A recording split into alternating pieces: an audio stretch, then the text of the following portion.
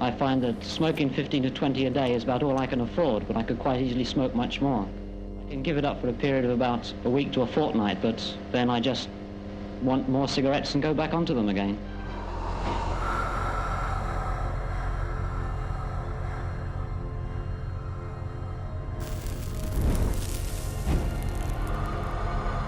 Smoking tobacco is the single biggest cause of preventable death in the world. It would be hard to exaggerate the harms of tobacco, and in particular, cigarettes.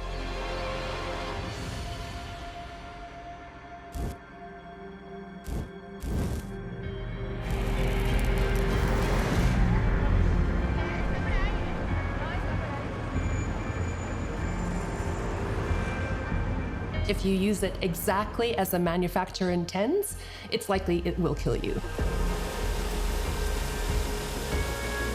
Over the past few decades, smoking rates have fallen, but the habit is far from broken.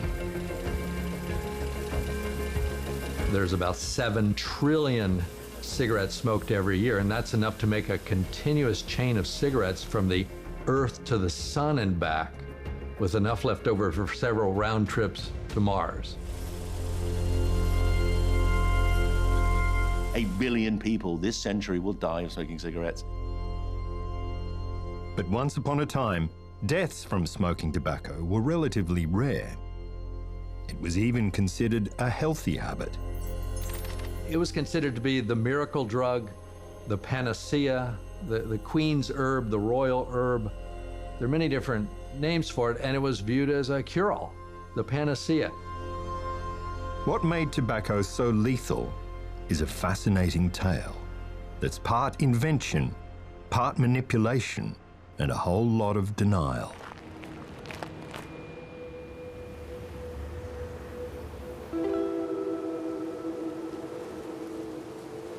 Tobacco is a plant. It comes from the nightshade family and is a close relative of eggplants, tomatoes, and potatoes. All contain nicotine, but tobacco has much higher amounts. There's 60 or 70 different species of the tobacco plant, but it's got this nicotine alkaloid in it, mainly in the top of the leaves. But the high volumes seem to have arisen around 20 million years ago when the tobacco plant, mainly in the Americas, started producing this poison to kill insects. And in fact, I used to grow tobacco in my front yard, and you'd go out and there'd be insects, dead insects on the leaves. So it's a very powerful poison, a nerve poison that affects the nerves of insects, but also affects the nerves of humans. The gum readily adheres to the arms of the pickers, and some farmers contend the quantity of gum indicates the quality of the leaf. The tobacco plant itself is incredibly well studied. We know its DNA inside and out. And it's been, I guess you could say, genetically modified, engineered, grown, manipulated to have as much nicotine in it as possible.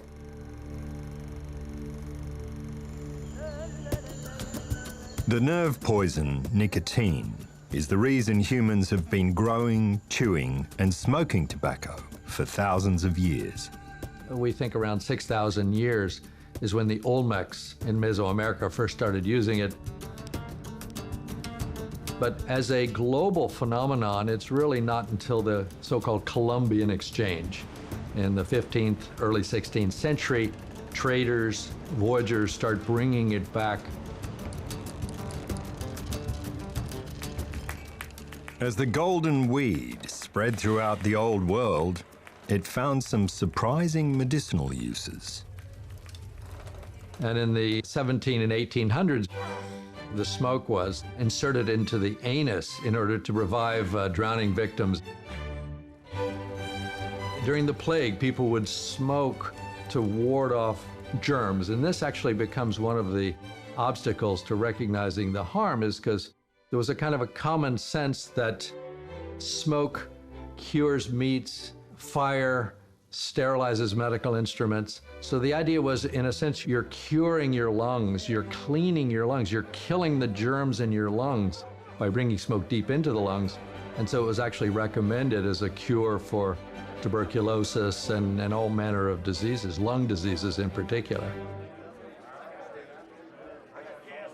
Back then, lung cancer was almost unheard of, but there were plenty who doubted the health benefits of smoking. For centuries, there have been opponents of smoking, right from the get-go.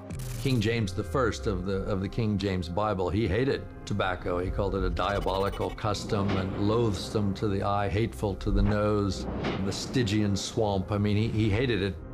On the other hand, he got a lot of taxation money pretty quickly from it, and so he said, forget about that, let's bring on the tobacco. The money that could be made from tobacco made many a moral disappear in a puff of smoke. Colonialists in Virginia met the expanding demand for tobacco by enslaving hundreds of thousands of Africans to work the plantations. But even though business was booming, smoking rates remained relatively low compared to today. Wealthy people smoked cigars, poor people smoked pipes, but the actual volumes used were small. It was mainly a luxury drug or a luxury habit until the 20th century. And that's because it was expensive. So not everyone could afford a cigar or even a cigarette. The turning point came in 1881, when a patent was granted for what could be the world's deadliest invention, the Bonsack cigarette rolling machine. The Bonsack comes along, this automatic rolling machine, and with one Bonsack, with one operator, you could roll 100,000 cigarettes per day. Machinery, as you see, completes most of the process, and to observe the work going on in the factory creates the impression that cigarettes are turned out so fast there must surely be plenty for all smokers. The price of cigarettes tumbled. With a massive oversupply of cheap product, tobacco companies began aggressively targeting new customers. Well, cigarette makers really invented mass marketing. They are among the first to include advertisements in magazines, among the first to include advertisements in newspapers. Cigarette makers were also among the first to make use of skywriting. The blasting out of Lucky Strike means fine tobacco from a biplane in 1923.